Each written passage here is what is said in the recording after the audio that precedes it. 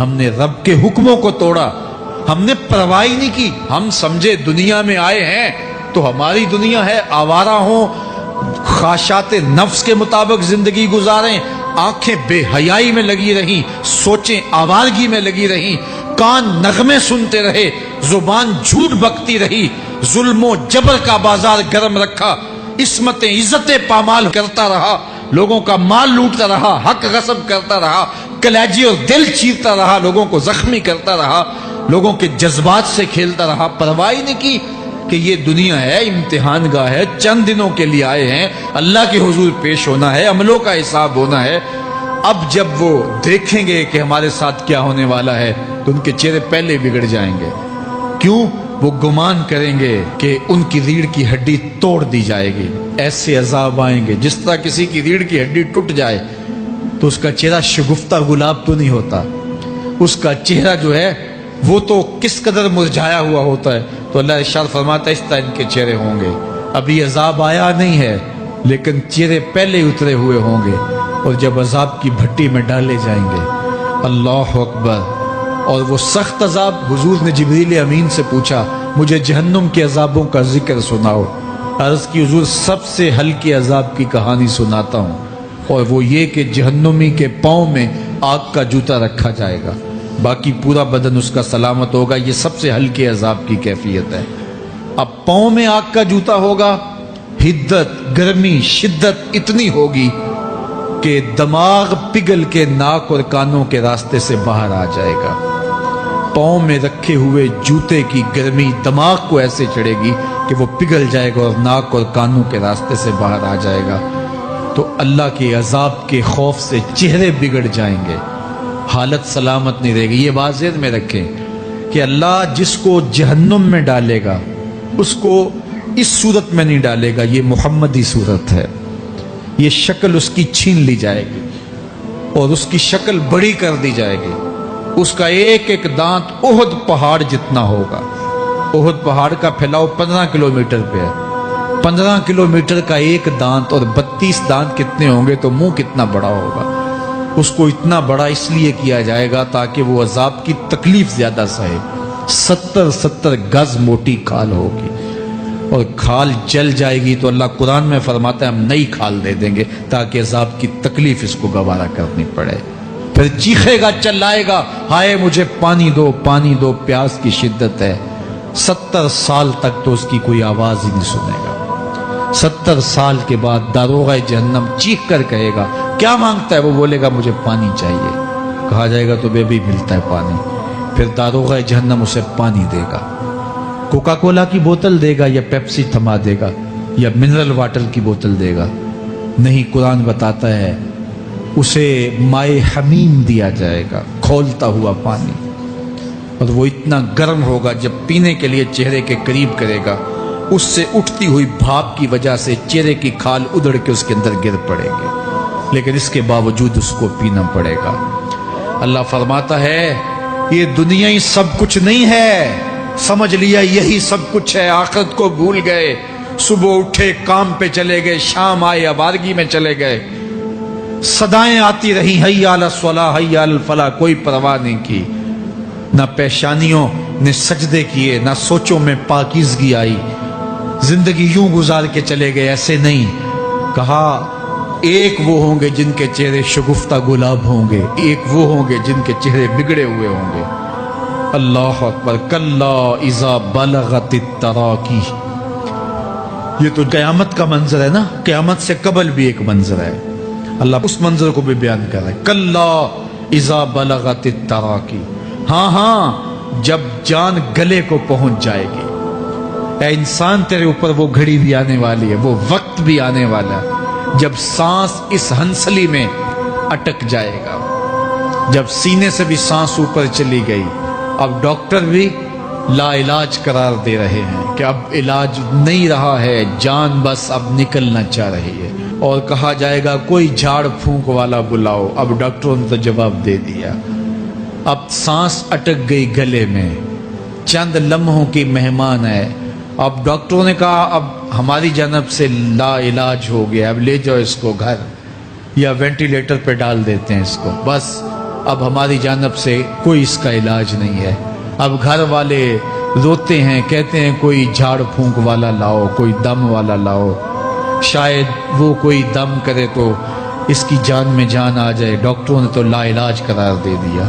وَظَنَّ عَنَّهُ الْفِرَاقُ، اللہ فرماتا ہے یہ تو جھاڑ پھونک والے کو ڈھونڈ رہے ہیں، لیکن جس کی سانس یہاں اٹکی ہے وہ سمجھ گیا ہے اب موت آ گئی ہے، اس کو یقین ہو گیا ہے کہ اب موت کے لمحے آ گئے ہیں، اب میں بچ نہیں پاؤں گا، اب آنکھیں تاڑے لگی ہوئی ہیں۔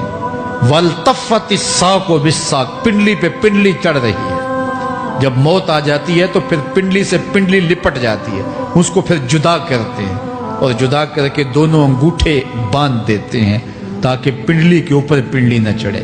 اللہ وہ منظر بیان کرتا ہے، صاحب یہ وقت آنے والا ہے جب دونوں انگوٹھے باندھ دیے جائیں گے، جب ناک میں روئی ٹھونس دی جائے گی، جب چٹے لباس میں کفن دیا جائے گا، جب غسال کے سامنے بے بس پڑے ہوں گے، وہ چاہے یہ بازو اٹھائے چاہے یہ بازو اٹھائے، گرم پانی ڈالے یا سرد پانی ڈالے، جب بس پڑے ہوئے ہوں گے جو ہے وہ غسل دینے والوں کے، اور ناک میں روئی ہوگی اور دونوں انگوٹھے آپس میں بندھے ہوں گے۔ یہ محل، یہ ماڑی، یہ کوٹھیاں، یہ بنگلے جس کو سویر شام لگ کے حلال حرام کی تمیز کیے بغیر بنایا تھا، غوث اعظم رضی اللہ تعالیٰ عنہ بولے مکان بنا رہا ہے، بسیں گے اور حساب تو جا کے دے گا، اور یہ تو ایک رات بھی تجھے اس گھر کے اندر نہیں رکھیں گے کہ چلو ایک رات مہمان رکھ لیں۔ کہتے ہیں نہیں نہیں، مہمانوں نے بھی جانا ہے تو جلدی کرو، اس کو سپرد کراؤ، وہ تو تیرا لباس بھی پھاڑ کے اتاریں گے، خود غسل دینے کے لیے تیار بھی نہیں ہے،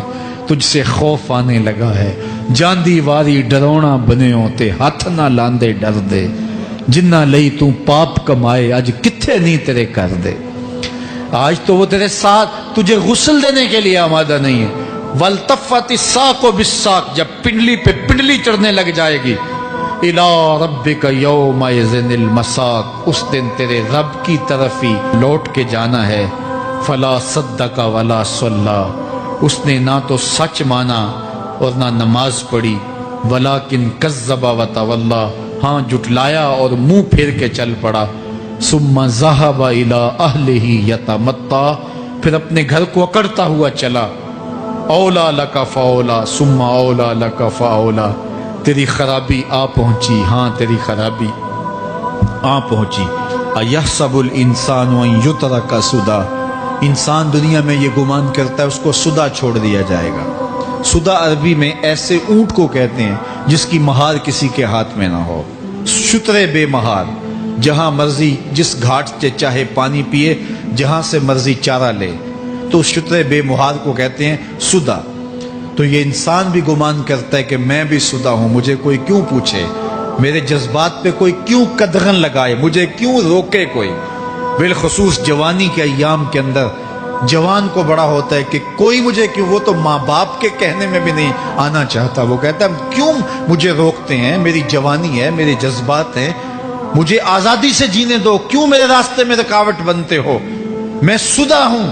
اللہ فرماتا ہے نہیں، ایک اونٹ تو سدا ہو سکتا ہے، جس کو میں نے اشرف المخلوقات بنایا ہے اس کو تو سدا نہیں چھوڑوں گا، اس کو تو پابند بناؤں گا حکام کا۔ اب وہ کہتا ہے کہ نہیں نہیں، یہ کیسے دوبارہ اٹھائے جائیں گے؟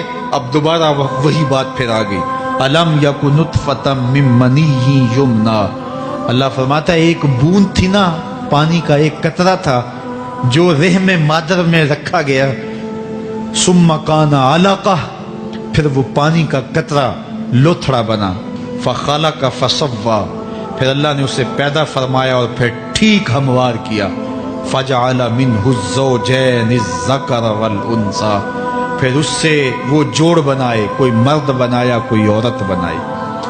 کہا اب غور کر، اب تیری آنکھیں دیکھتی ہیں، بجلیاں چمکتی ہیں، تیری زبان کا طوطی بولتا ہے، لوگ اشش کرتے ہیں تیری گفتگو پہ، تیری گفتار پہ صدقے جاتے ہیں، تیرے لہجے کے جمال کو دیکھتے ہیں، تیرے سینے کا زور، تیرے پنجوں کی طاقت، تیری دماغ کی تیزیاں اور تیری سوچوں کے اجالے، تیری زوردار ٹانگیں، تیرے کڑیل بازو اور تیری چوڑی چھاتی اور تیرے گلاب کی پتیوں جیسے ہونٹ، اے انسان یہ سب کچھ کہاں تراشا گیا؟ ماں کے رحم میں، اس تاریکی میں جو 3 پردوں میں تھی، تیرا سر تیرے گھٹنوں میں تھا، اور تیرے رب نے وہاں تیرے اندر نسوانیت یا رجولیت کی صلاحیتیں پیدا کی، تیری آنکھوں میں چمک پیدا کی، تیرے کانوں میں نغمے بکھیرے، تیری زبان کے پٹھوں پہ قوت ذائقہ رکھی،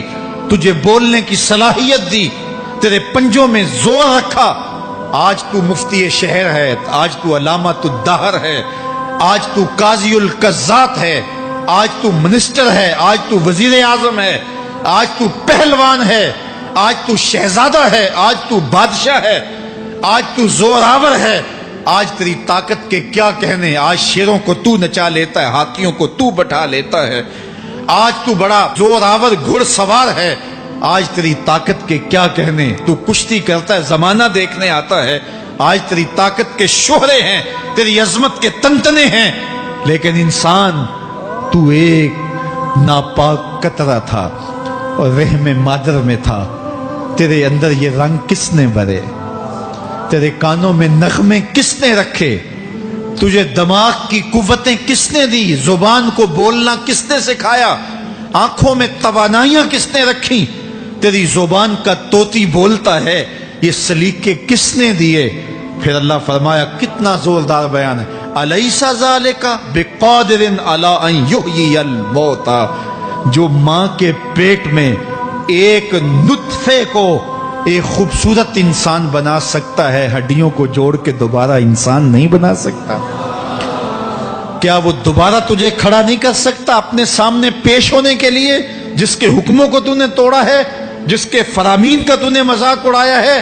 کیا وہ اتنا ہی بے بس ہے کہ اپنے حضور تجھے جو ہے وہ کھڑا ہی نہیں کر سکتا ہے؟ جس رب نے تجھے ماں کے شکم میں شکل دی، حضرت شیخ فرید الدین عطار بولتے ہیں، سانے کستی سلاتی می شود، ایسا کاریگر ہے مٹی سے بادشاہ بنا ڈالتا ہے۔ اس نے مٹی سے دارا و سکندر بنائے، اس نے مٹی سے جو ہے وہ رستم و سہراب بنائے، اس نے مٹی سے کیا کیا بنا دیا جو مٹی سے بادشاہ بنا سکتا ہے، جو نطفہ رحم مادر سے جو ہے وہ شکل اور صورت اور رنگ اور جمال بنا دیتا ہے۔ تیری صورت نکھرتی ہے، تیرے ہونٹ گلابی ہیں اور تیری نرگسی آنکھیں ہیں، تیرے ریشمی بال ہیں اور تیری خوبصورت رنگت ہے، تو چال چلتا ہے تو لگتا ہے قیامت چل رہی ہے، تیرا قد رانا جو ہے وہ صنوبر کو شرماتا ہے، تیری گفتار کے تنتنے ہیں۔ جس نے اتنی خوبصورت شکل ماں کے رحم میں بنائی، کیا وہ ہڈیوں کو جوڑ کے دوبارہ انسان نہیں بنا سکتا؟ وہ دوبارہ انسان بنائے گا اور پھر تجھے اپنے حضور کھڑا کرے گا۔ اور ایک حدیث میں آتا ہے، اللہ بندے کو اپنے حضور کھڑا کرنے کے بعد اپنے سامنے سے ہٹنے نہیں دے گا جب تک 5 سوال نہیں پوچھ لے گا۔ ان عمرہ ہی فیما افنا ہو، اس کی عمر کے بارے میں پوچھے گا، کہاں ضائع کی؟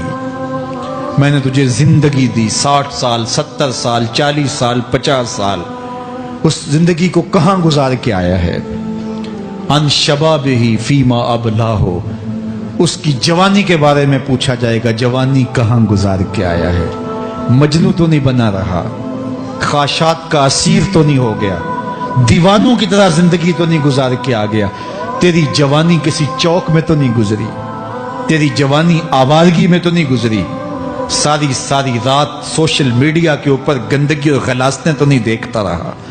تیری زندگی گزری کہاں ہے؟ تیری جوانی گزری کہاں ہے؟ اگر کوئی جواب نہ ہوا تو پھر کیا جواب دے گا؟ اور وہ کتنا خوش نصیب ہوگا جو کہے گا، مالک میری جوانی سجدوں میں گزری، میری جوانی قیام میں گزری، میری جوانی رکوع میں گزری۔ میرے حضور فرماتے ہیں، سبعۃ یظلھم اللہ فی ظلہ یوم لا ظل الا ظلہ، 7 اشخاص ایسے ہیں قیامت کے دن جب کوئی سایہ نہیں ہوگا، اللہ ان 7 کو اپنے عرش کا سایہ دے گا۔ ان میں سے دوسرا شخص میرے حضور نے بیان فرمایا، وشاب نشأ فی عبادت اللہ، وہ جوان جس کی جوانی اللہ کی عبادت میں گزری۔ جوانوں، اپنی زندگی کو مالک کی دہلیز پہ لے آؤ۔ جوانی وہی ہے جو مالک کی چوکھٹ پہ گزرے۔ اپنے دل کا تعلق جوڑو، عشق کرنا ہے تو پھر آمنہ کے لال سے کرو۔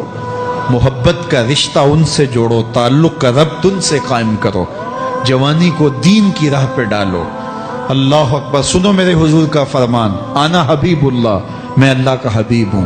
پھر فرمایا الشاب التائب حبیب اللہ، جو جوان جوانی میں توبہ کرے وہ بھی اللہ کا حبیب ہے۔ آؤ اللہ کے حبیب بن جاؤ، اللہ کے حبیب بن جاؤ، اللہ کے حبیب بن جاؤ، اللہ کے محبوب بن جاؤ۔